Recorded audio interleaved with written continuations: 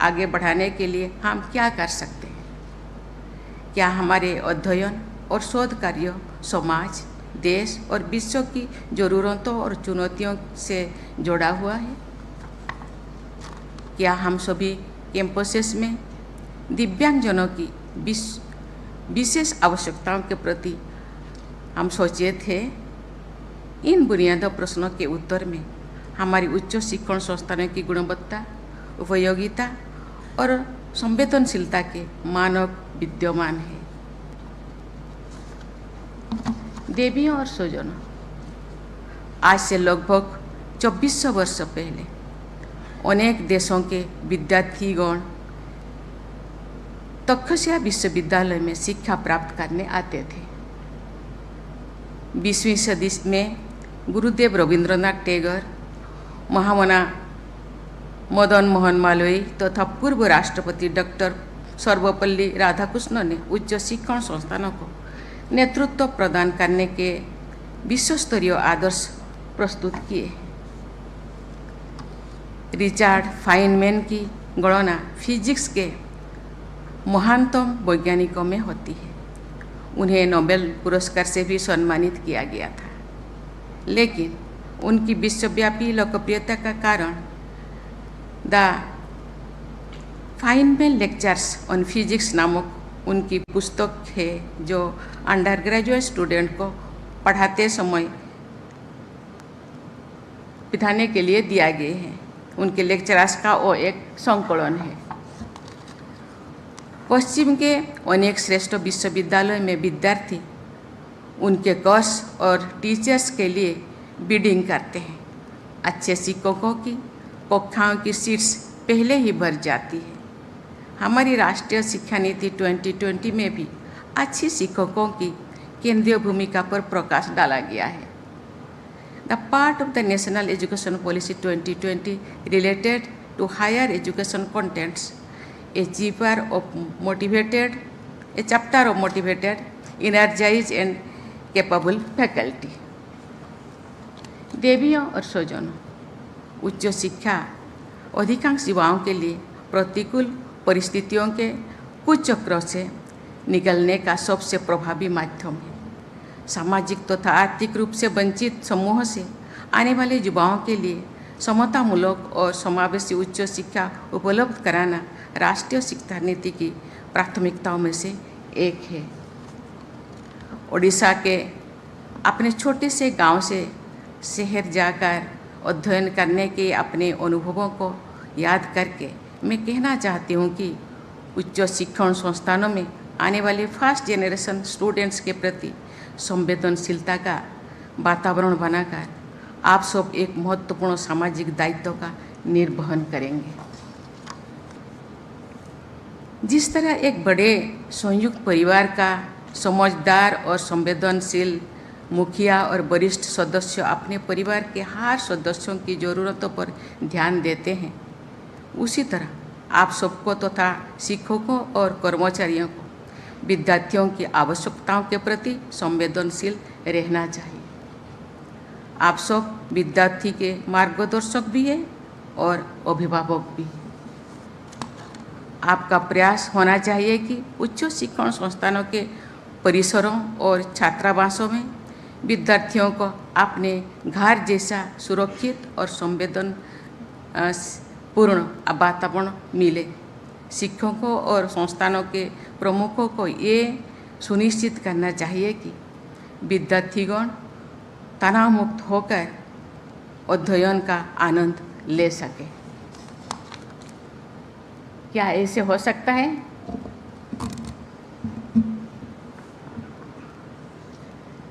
केंद्र सरकार द्वारा वर्ष 2019 में 2 वर्षों के आंकड़ों के आधार पर किए गए एक विश्लेषण से एक ज्ञान हुआ है कि लगभग 2500 विद्यार्थियों ने IITs में अपनी पढ़ाई बीच में ही छोड़ दी थी।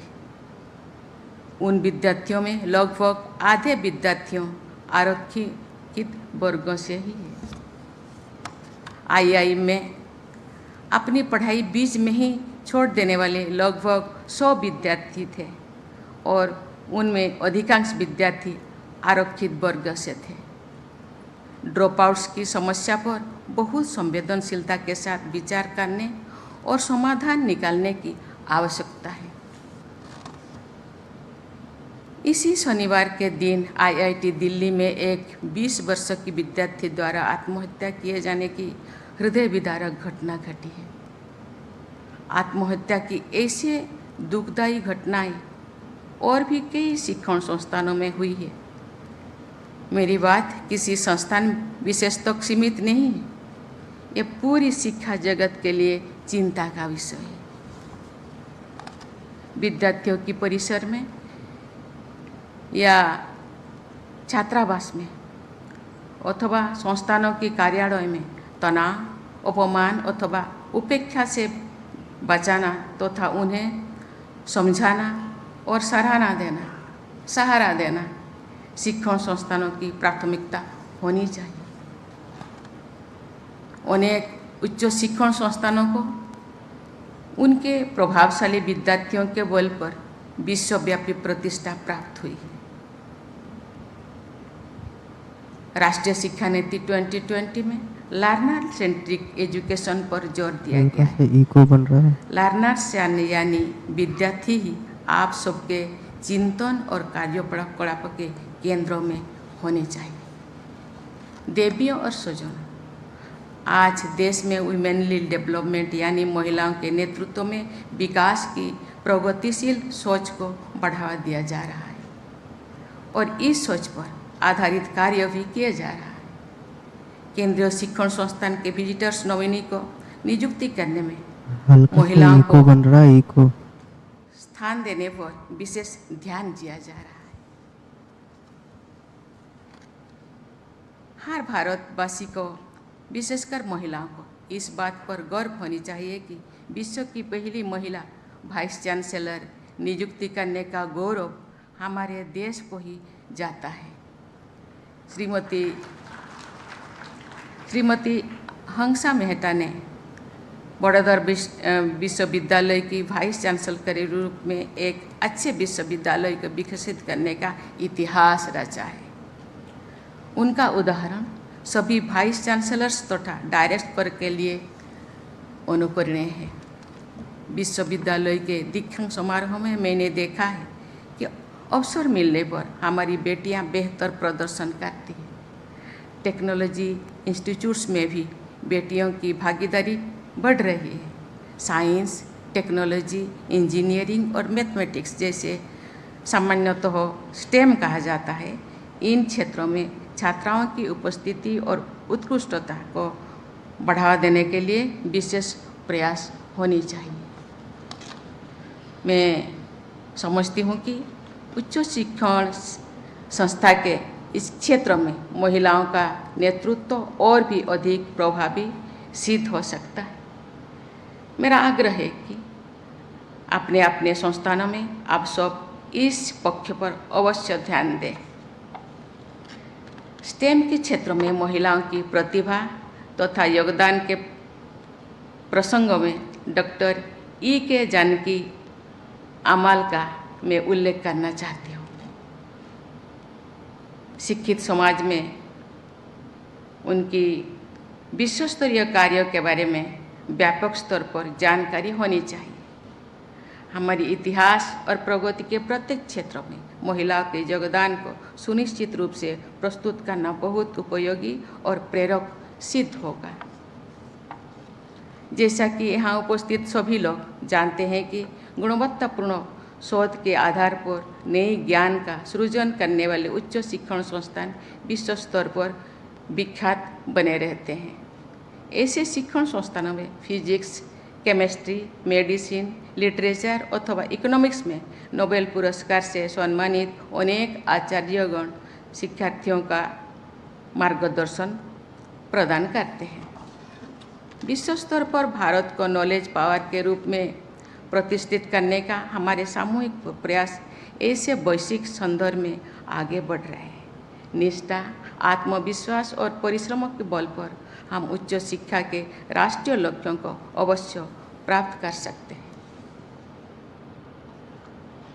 राष्ट्रीय शिक्षा नीति 2020 के आधारभूत सिद्धांतों में नैतिकता तथा मानवीय मूल्यों का विशेष उल्लेख किया गया है। युवा पीढ़ी के लोग अपनी पिछली पीढ़ियों के सफल व्यक्तियों में अपने शिक्षकों और आप सब में अपना रोल मॉडल देखते हैं। आप जो कुछ कहते हैं और लिखते पढ़ते हैं वो बहुत महत्वपूर्ण है, लेकिन उससे भी अधिक महत्वपूर्ण है वे आदर्श और वे उदाहरण जो आप अपने आचरण के द्वारा प्रदर्शित करते हैं। उच्च शिक्षण संस्थान में युवाओं के चरित्र निर्माण को प्राथमिकता दी जानी चाहिए। सदाचरण, संवेदनशीलता और परोपकार के भारतीय मूल्यों के आधार पर शिक्षा का उपयोग करने में विद्यार्थियों को सक्षम बनाना है। आधुनिकतम ज्ञान विज्ञान और टेक्नोलॉजी में शिक्षित चरित्रवान युवा बेहतर समाज और राष्ट्र का निर्माण करेंगे। मुझे पूरा विश्वास है कि आप सब उच्च शिक्षण संस्थानों को नेतृत्व देने में विश्व स्तरीय उदाहरण प्रस्तुत करेंगे। आपके ऐसे विश्व स्तरीय योगदान के बल पर हमारा देश अमृतकाल के संपन्न होने तक एक नॉलेज सुपर पावर के रूप में प्रतिष्ठा प्राप्त कर लेगा। इसी विश्वास के साथ मैं अपनी वाणी को विराम देती हूँ। जय हिंद, जय भारत।